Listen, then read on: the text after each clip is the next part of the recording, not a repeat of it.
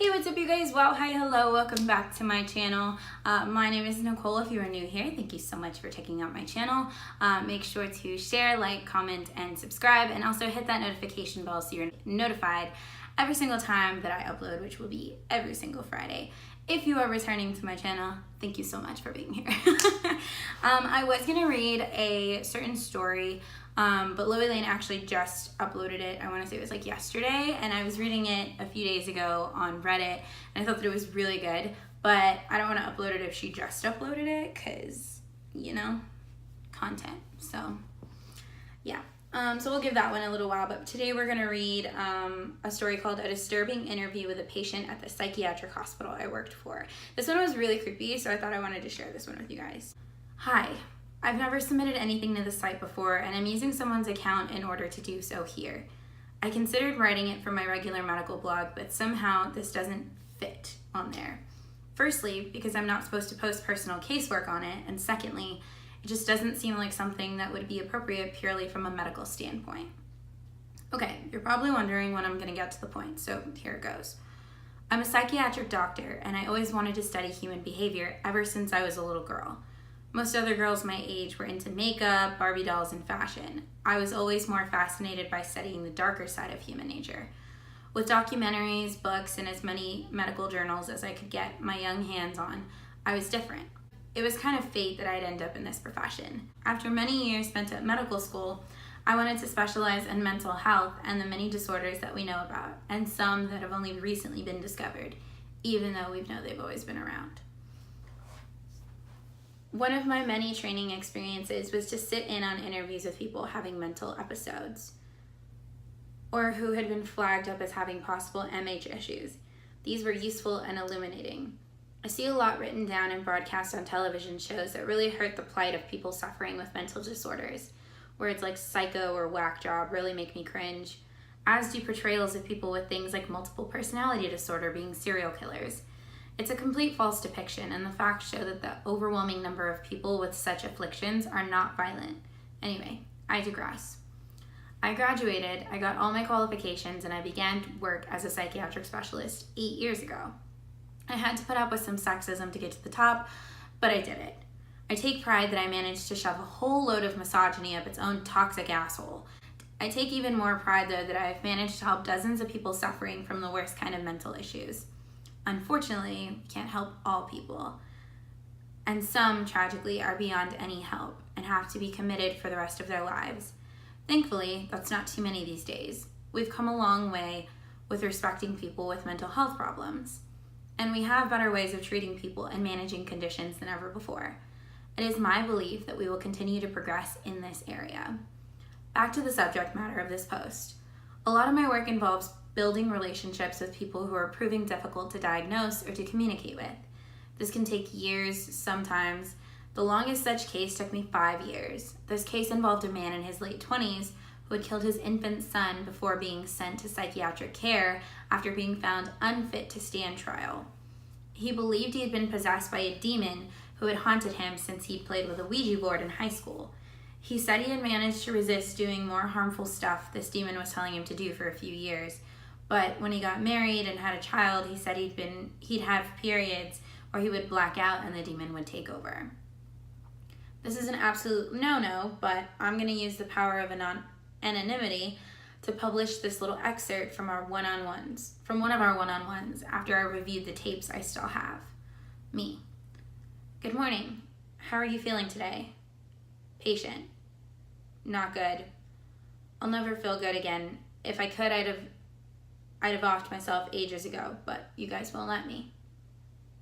We don't want you to harm yourself. We're here to help you. Will your help bring back my boy? Sadly, no. Well then, but neither will killing yourself. It stopped me from feeling like shit every waking second of my life.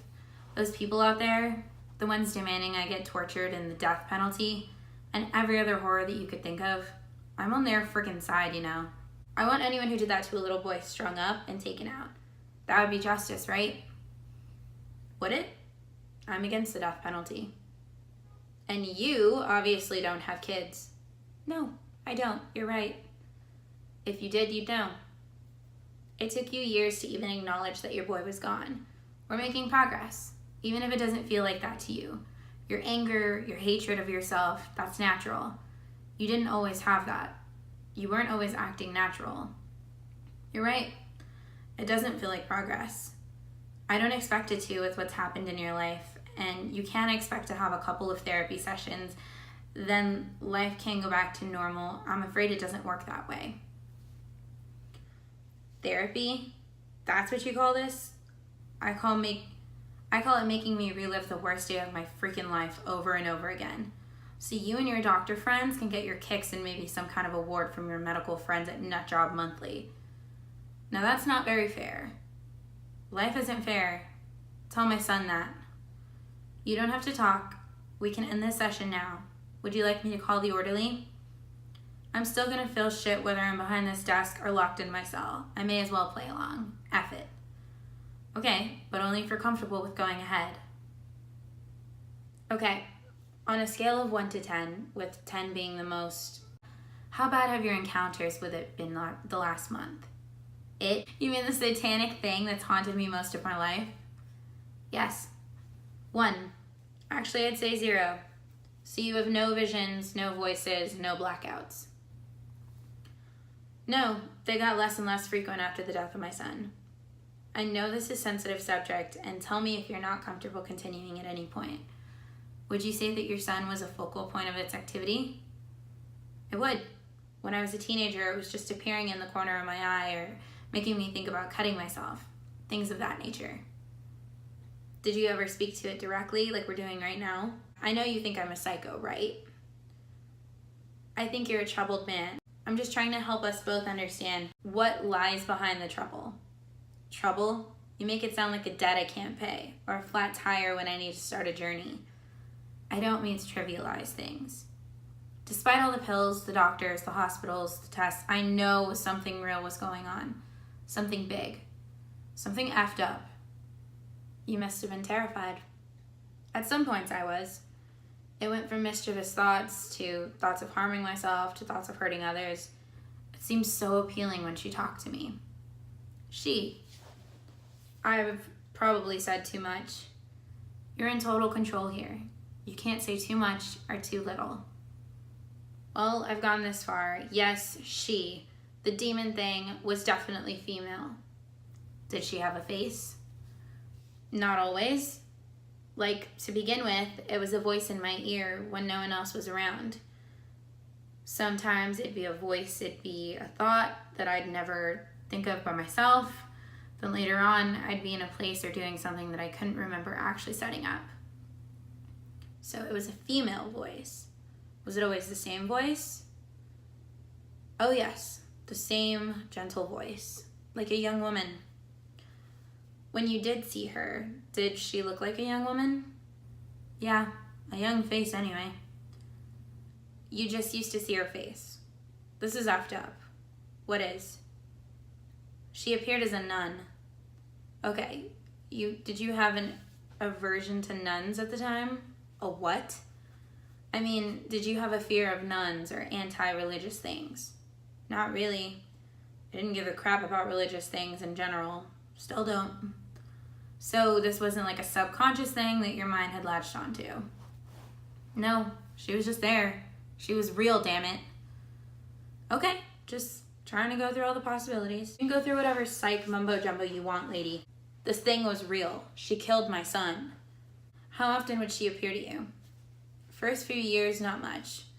When I got married, she was in the back of my mind more often, and when my son was born, she was constantly there, to the point I couldn't ignore her like I'd been doing. When did she first appear to you? First time I messed with one of those Ouija boards. That same night? Yeah. Was she always evil? At first, she was just there, like in the corner of a room, or when I looked in a mirror, when I started ignoring her. That's when the whispering in my ear would happen. That was harder to ignore. She was persistent? Very. Used to make things feel worthless, or like I'd need to acknowledge her or something bad would happen. And something bad did happen. Yeah. What kind of things did she ask you to do? She didn't really ask me. She would whisper things like set something on fire or take vengeance on someone who'd wronged me. She had a real thing on vengeance and justice, but you never acted on her words. No, sometimes I'd light fires in woods when I found myself in them. She liked fires, but I'd never harm someone. Even when I felt like I died, if I didn't do what she wanted, she used to get angry with me. That's when I'd hurt myself. I could be in real pain, but I'd have to do it. It was the only way I could ignore it. Was there anyone you could talk to about her? If it was happening to you, would you tell anyone? You'd be surprised at how many doctors and therapists would listen. I'd still be called a psycho case just because you guys do it in your notes behind my back. I've never used that term about you or anyone I've worked with. Whatever. It's true. So back to my question. You didn't have anyone you could talk to? No. What about the people you did the Ouija board with? Did anything weird happen with any of them? No. They have pretty normal lives, I guess. I was the chosen one, huh? Did she ever call you that? No, she never actually called me anything. She was just in my mind, slowly controlling me. It got progressively worse. Over time, she was pure evil, and I'm glad I never see her anymore. I'll say. Do you believe me? I'm not dismissing anything, no. I guess that's as good as I'll get from anyone in this place. But she's real, and she ain't finished yet, I just know it. If not with me, she'll get with someone else. Was she haunting anyone else before you? I don't know. She had a list of victims that she said she needed to bring justice to. Always the religious words, too. I had a thing for blood sacrifice, repentance, and confession. All that stuff. Was the list of victims all the people you knew? How the frick do I know who was on her list? So it wasn't a physical list or something she told you about? No, she just told me about it. Said a couple names I knew were on it, but I don't know. Do other worldly beings have pens and paper? I guess not, but they may have nun outfits. Don't be freaking funny. This shit is real. I lost my son, my mind, my life to this lady. If you mock her, maybe she'll get you. Then you'll be the one sitting in a crazy house answering stupid freaking questions. Sorry, I didn't mean to sound flippant. I was just wondering out loud why a demon would have a use for human form, especially one in a religious dress. She also had a thing for respect, too. She wouldn't like it when you call her a demon, or when I told her to constantly F off. Did you have a certain name to call her? Don't make me say it. Her name? Oh no, please don't. Not now. Okay, we won't go there. You say she had certain rituals? She made me put this old leather book under people's beds. What old book was it? Some confession book or whatever? Was it your own book? No. Heck no. I woke up in this old church building one day. It must have been after one of my blackouts. She was in my head telling me to take the book from the altar, anything to shut her up. And where did you keep the book? That's just it. I didn't keep it. I'd have blackouts and wake up in people's houses with her telling me to place it under their beds. It was messed up for sure, but if I did it, she'd leave me alone for a while. And you have no memory of getting into those houses or taking the book back. No, I was just there. You know I used to black out. It must be in your notes. Yes, we know you used to black out. Tell me, do you know where the book is now?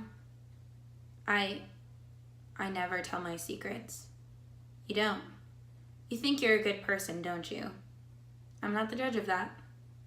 Only he knows whose soul is ready. He. Okay. Who am I talking with right now? You don't know, do you? Pressing the panic button under the table. No. Please tell me. You aren't ready for me, doctor. Not yet. But soon you'll be ready for Sheba.